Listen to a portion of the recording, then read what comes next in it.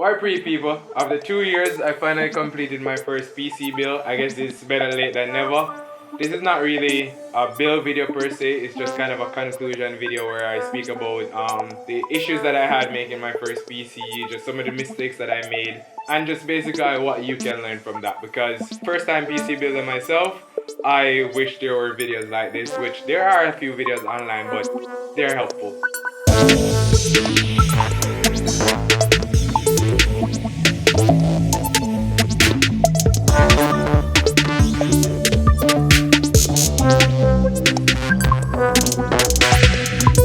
These are some of the parts that I used and basically why I went with the parts that I went with. Things to bear in mind, this is actually a video editing rig, as well as some graphic designing, some animation, bit of programming and web development. I went into the build with those key factors in mind, basically what I was going to do with the system. And also, I love the Mac ecosystem, so this is actually a Hackintosh build, so the parts I had to use were just basically parts that were compatible with OS X, as well as could be used for video editing. For my case, I went with the Corsair 600T, which is this case right here. It's a white edition, and it's a really big case, good for cable management. And for my motherboard, I originally got the Gigabyte GA X79S UP5 motherboard dash Wi-Fi, and I'll get into what happened when I speak about the mistake and why I switched the motherboard to the Asus Rampage 4, that's the black edition.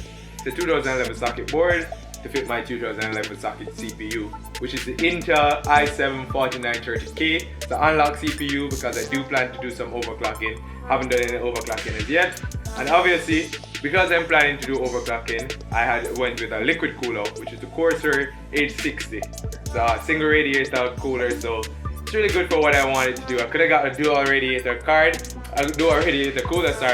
but I didn't like how it would fit my case, so I went with a single radiator. For my RAM, Ballistics XT Sports Edition 32 gigs. It's a 1600 megahertz memory. It's alright for what I need it for, and it's 4 8 gig sticks, and that's 32. So for my power supply, I went with the Corsair AX. It's a fully modular power supply. Corsair, why isn't it on this? But it's a Corsair 860 watt power supply, and it's the AX, I don't remember, it's the AX. It's platinum gold rated, so it's a really good power supply for what I need it for. Eventually I'm planning to add another graphics card, a better graphics card, and I just wanted room so that I could upgrade. Some people may say 860 watt is overkill, but for me it's alright. And onto my GPU. So for my GPU I went with the GTX 970. A really good card, and it's really affordable for the price. And I think that's all that's relevant as it relates to that. I have a PCIe Wi-Fi adapter in there, but my board comes with one, so yeah, it's not all that relevant. But that's it, that's all the parts I use, and I'll just move on to some of the issues that I had, including,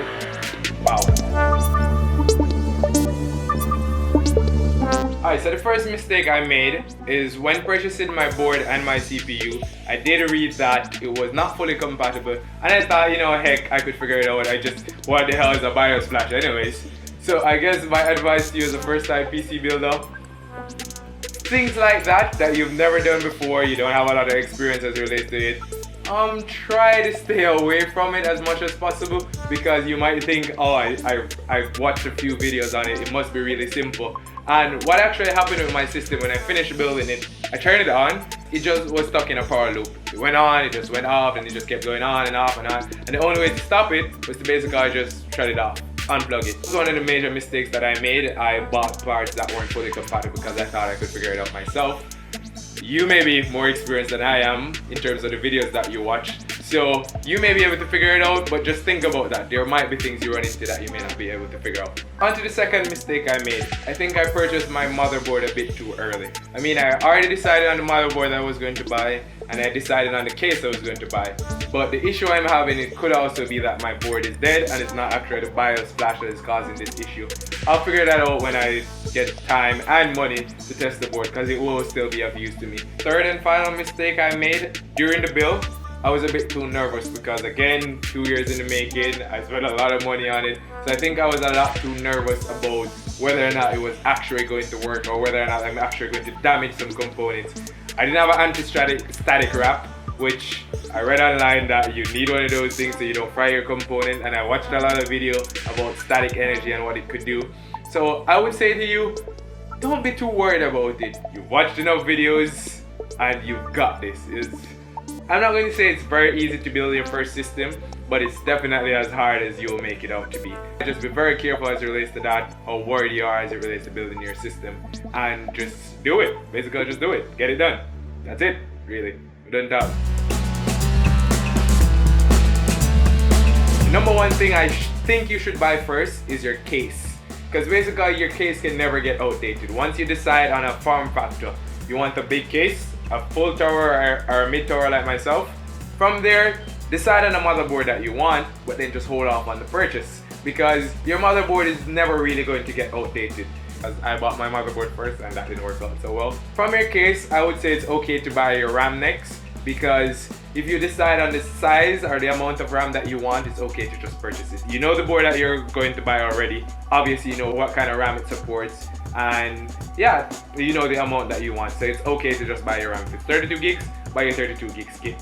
From there, I would say buy your CPU cooler, and your CPU is also okay to buy as well, because I don't think that over time it's just going to die on you. But the motherboard is likely to die first. And your GPU and your motherboard is the things that I think you should buy last. That's just my personal opinion, because the GPU, and I'm speaking about my personal experience, I had originally planned to get the GTX 770. Soon as I was about to buy it, the GTX 970 came out, and I thought the price was okay. It was basically what I was going to buy the 770 for in the first place, and I decided to buy the more updated GPU. So I think the GPU may want to hold off on, as well as the motherboard, because my motherboard died on me, so I'm really speaking from that standpoint. So, case, RAM, CPU, CPU cooler. Oh yeah, buy your hard drives as well. Can't go wrong there. Buy your SSD, buy your hard drive, your peripherals, your Wi-Fi card. It's okay to buy those things and just hold off on the board, unless, I don't know, maybe there's a deal on your board and you feel like you have to get it at that moment, then go for it. Because that's basically what I did. Obviously didn't work out, but if that's okay with you, you can go for it. Yeah, that's basically it in terms of purchasing plan. There's not a single one of these components that I bought that I could actually get in Jamaica.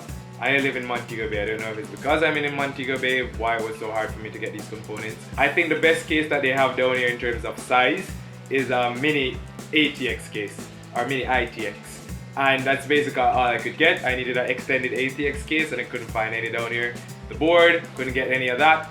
So it was very difficult getting the parts here, and what I had to do over time, because shipping through customs is a whole other thing, I just had to, through the, I guess, courtesy of friends, I had, you know, if they know anybody coming down, I just send my parts with them, got it down here. If my sister is going over, I let her bring it down. My dad, bro, that's how I do it. I think that's definitely the best way to get your components in Jamaica, because going through customs is a bitch, I must say.